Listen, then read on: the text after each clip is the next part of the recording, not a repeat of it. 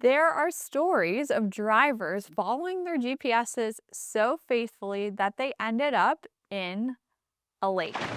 The GPS directed them down a boat launch, and because they trusted the system more than their instincts, in they went. Now we laugh at that story because it seems so ridiculous. Who would follow directions that blindly? But something similar happens with AI. We ask an AI assistant for help, maybe something complex like summarizing a sales contract or building a technical architecture, and it gives us an answer with so much confidence that we assume it must be right. And sometimes it is, but other times it's a GPS pointing us straight into a lake. And that moment when AI confidently gives you information that's totally incorrect, that's called hallucination. And as AI systems evolve from these simple chatbots into fully autonomous agents, hallucination becomes a different kind of conversation. So let's talk about, have agents actually made hallucinations better, or have they made them worse? This is a question everyone's asking right now. When we move from basic LLMs to chatbots and then to agents, systems that plan, reason, use tools, and take action, the risk landscape truly changed. And here's the real story. The good news is that agents do hallucinate less when grounded with tools.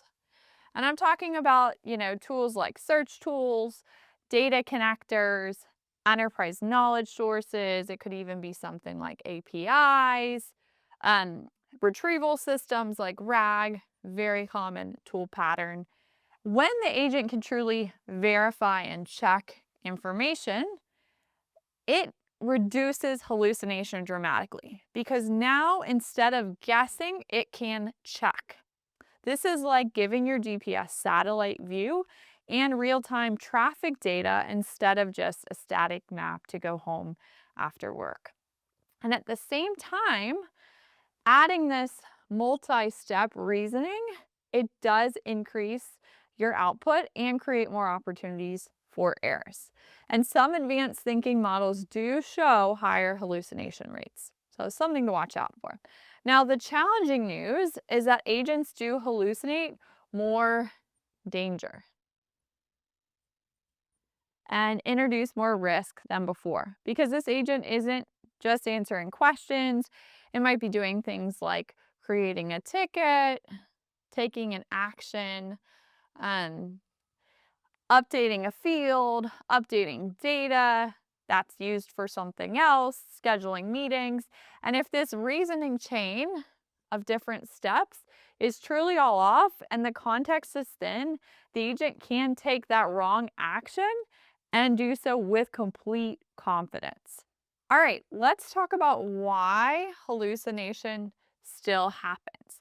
Because even the best models today still hallucinate. And in some cases, the more capable the model, the more confidently it can actually be wrong. Because they generate plausible or unverified answers, not verified ones. The model isn't looking something up, it's actually predicting what a correct answer would sound like. And sometimes that prediction is not correct. Second, they're trained to be confident. And this can sometimes make them overconfident. Think about that for a second. Hesitation gets penalized. Fluency gets rewarded. So the model learns to sound sure even when it shouldn't be. Some of our newer models are getting better at saying, I don't know, but it's still the exception, not the rule. And then finally, these models fill gaps. When data is missing or ambiguous, the model doesn't stop and ask for clarification. It improvises. And that improvisation sounds exactly like a real answer. So let's think about an example. Say an agent's helping a procurement team and they got to validate a vendor contract date. So they're going to pull the date from the data. But if that date isn't in the corrected data, maybe like 12/12/2026, it's going to just make up one on the fly. And it's going to be confident. And your team's going to be working now off that new deadline that never existed. That's not a bug in the traditional sense. It's the model doing exactly what it was built to do, to complete the pattern and fill that gap. But the problem is pattern completion and truth aren't always the same thing.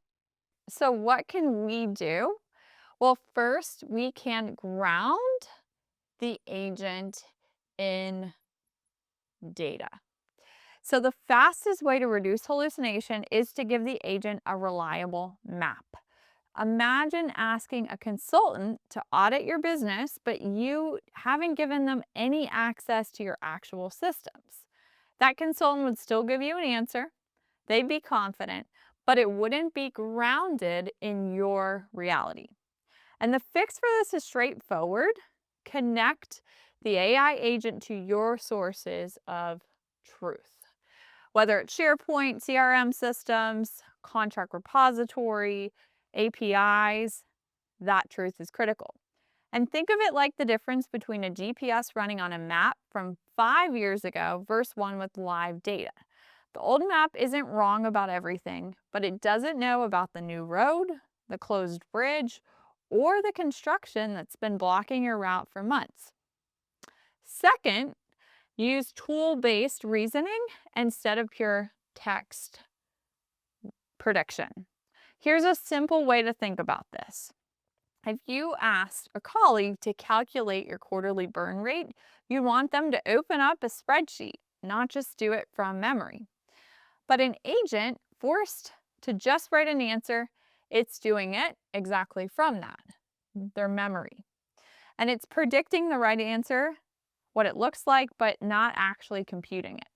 And the fix is to go behind the scenes and give that agent access to tools, so we can check reality before responding, using a calculator and APIs to query live data. A GPS that assumes the road is open will drive you straight into a detour. One that checks live traffic, road closures, and conditions before routing you, that one you can trust. And that's the difference between the agent that predicts and one that verifies. And that's the shift that actually moves this needle on hallucination with tools. Third, you have to control your scope. And this is critical. Hallucination truly grows when the agent doesn't know where the true boundaries are. Think about somebody who is generally brilliant and so smart in their domain. So maybe they know all about a city they're from. But you've asked them a question from a place they've been maybe 10 years ago and they don't live every day. They don't say that's not my area. Oh, they remember when they went there and they just answer with that same confidence that they bring to everything else. That's an agent without scope boundaries. Highly capable inside their lane, but genuinely dangerous when they're operating outside of it. So define the lanes of your agent. Be explicit about what the agent can do, what it can't, where the data comes from, and which workflows need sign-off. The tighter your scope, the less room for the model to wander, and less opportunity for confident wrong answers to slip through.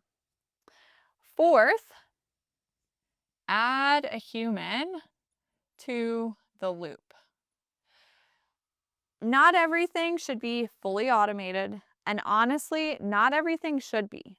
So think about your highest, most important decisions.